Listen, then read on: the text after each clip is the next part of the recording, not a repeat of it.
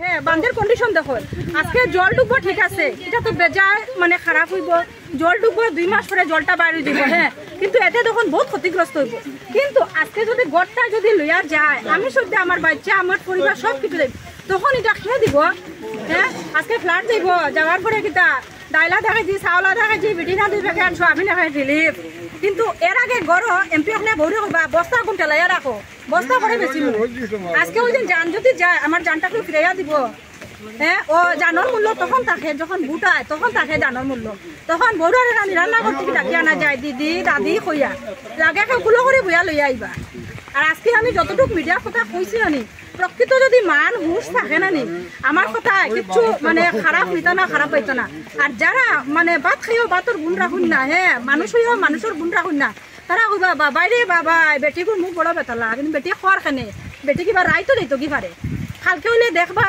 এখানে রিপোর্টারের অভাব রইতো না কোনো কন্ট্রাক্টরের অভাব রইতো না কোনো ডিপার্টমেন্টের অভাব হইতো না লাগে তারা মিডিয়া দেখাইয়া 50,000 চেক লাগাইবা আর কইবা সমবেদনা জ্ঞাপন করছি বহুত মর্মাহত ঘটনা আমরা সবাই সুখাহত এলাকাবাসী সুখাহত হ্যাঁ এলাকাবাসী সুখাহত হইবার আগে তো এই সুখাহত স্টেপ নিতে হয় না ঘটনা ঘটার পরে স্টেপ নিয়ে কিতা হইতো আর এটা আপনার চ্যানেলের মাধ্যমে কইয়ার ওই দেখো আমি অনিলনাথের বড় ছেলের বউ আমরা যদি কোনো গড় বাড়ি যায় পরের দিন খেয়েও আইয়া যে কোনো খেয়ে আয়া সমবেদনা প্লিজ কেউ করতে না জ্ঞাপন কেউ করতে না যদি মানুষই তা কই তখন যখন কষ্ট হইয়া তখন আয়া কেউ দেখা না আর মরার পরে 50,000 চেক নিয়ে আয়া সমবেদনা নি আজকে বরং বৃষ্টির মাঝে আউকা আমি অনিলনাথের বড় ছেলের বউ আমি 50,000 টাকা দিব বিকালে আপনার মিডিয়ার মাধ্যমে কই আর আমি দিব 50,000 টাকা হ্যাঁ খালি যে চৌক আছে পা আছে হাত আছে মানুষ না মান হুঁশ থাকা লাগে মান হুঁশ থাকা লাগে।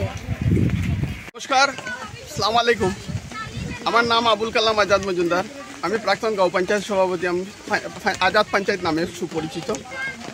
এই জায়গাটা হয়েছে বেরেঙ্গা দ্বিতীয় খণ্ড নাথপাড়া এবং সামনে শিববাড়ি। এনডি ডিপার্টমেন্টে বালা জানে বেরেঙ্গা নাথপাড়া উইভার্স কলোনি বা শিববাড়ি উইভার্স কলোনি প্রোটেকশন বা শিববাড়ির কিনারো এই এনডির এই দুরবস্থা। এই দুরবস্থার লাগিয়া আমি প্রথমত আমার এনডি ডিপার্টমেন্টেও দায়ী করি এবং বিভাগীয় কর্তৃপক্ষ তৎসঙ্গে বিভাগীয় মন্ত্রীরেও দায়ী করি। গত 2022 প্রলয়নকারী যেটা বন্যা হয়েছে এই বন্যার ফলে একটা ঐতিহাসিক অনুদান এই অঞ্চলের এনডি নির্মাণের লাগিয়া সরকার কর্তৃক অনুদানটা দেওয়া হয়েছে। সুন্দর কথা 2022 আর আজকে হয়েছে 2024। 2022 ফ্লাডের পরে অনুদানটা যদি স্যাংশন হয়েছে তাইলে 2টা ড্রাই সিজন গেছে। 2টা ড্রাই সিজন মধ্যে বাস্ট 2টা ড্রাই সিজন আছিল, বেশি সময় দিছে ড্রাই সিজন।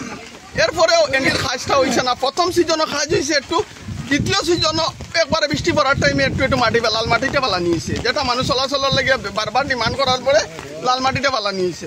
হয়ে এই যে স্পেসিফিক জায়গা আপনার গত বছর আপনারা গেছিলা টিআরপি বাড়িছে চ্যানেলের যে আপনার কিতা নাম বেতকান্দি, এইবার শুনবা খালি শিববাড়ি নাথপাড়া।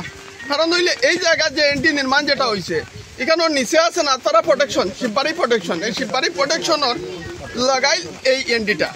এই এনডির মধ্যে একটা এই এনডি ডিপার্টমেন্টও আছে। গত বছর যেটা একুয়ার করছে ল্যান্ডটা যেটা রিকভারি করছে, এটা করার কারণ হইল 1:2 1 মিটার হাইট বাড়াইলে 2 মিটার মানে স্লোপ করা হইতো, এর লাগে করা হয়েছে। কিন্তু এই যে স্পেসিফিক জায়গা এটার মধ্যে হাইট অন্তত 12-14 ফুট আছে, 14 ফুট বা 15 ফুট হাইট হইব।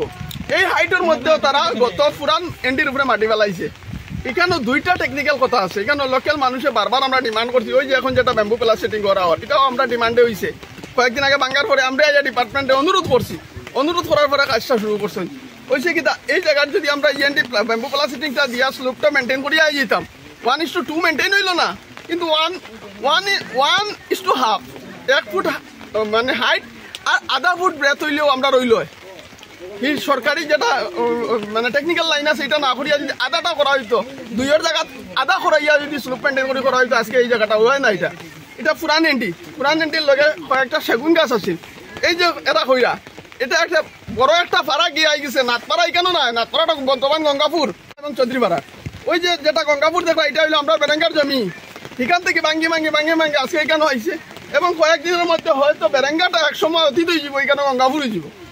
আর বেরেঙ্গাটা নাই বিলীন হয়ে যাবার চান্সও আছে। এই অবস্থার লাগিয়া আজকে আমার যে মানে ছেলের বউ, আমার বাতিজা বউ, আমার অনিল দা, আমার বৌদি, তারা যেটা খুব দর্শাইছে, কে লাগি দর্শাইছে, আজকে তার কিনারও আই গেছে, বাধ্য হয়েছে, বারবার অনুরোধ করার পরে পারছে না, এর লাগে তো এই বিচারিয়ে কর, তার পকেট থেকে 50,000 টাকা দিত।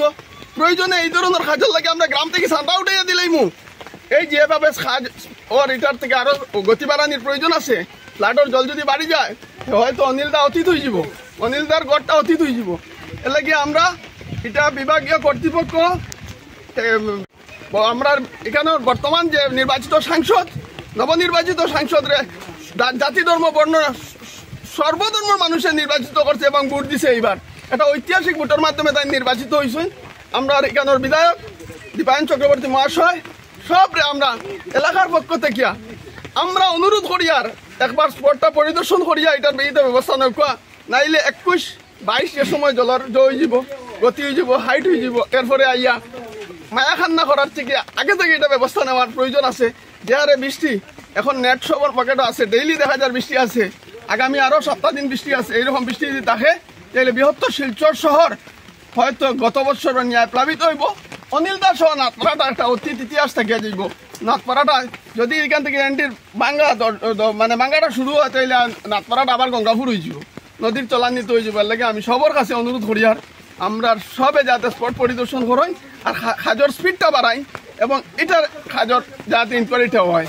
এই কাজটা কতটুকু হাইট হওয়ার কথা আর কতটুকু হয়েছে এটা নিয়ে আমরা আরটিআই মারমু ইদানিং, কারণ ডিপার্টমেন্টে কইছে হাইট 2.5 মিটার থেকে 3 মিটার হইতো। আমরা ওই যে জায়গার দাঁড়াই লিখানো 1 ফুটও হাইট হয়েছে না, হয়েছে নিবা এটা না, আমি আমার মুখের কথা না, এর লাগে আমি কইলাম এটার খাজর এটা তো এন্টিটা খুদিলে ভাইলে বাইরে ভাই কোন জায়গা থেকে মাটি বড়া উঠেছে, এটার লাগে এটা ইনকোয়ারির প্রয়োজন আছে এবং প্রপার হাইট এবং ব্রেডটা মেনটেন করার লাগে আমি অনুরোধ রাখিয়া আমি আমার বক্তব্য শেষ করলাম।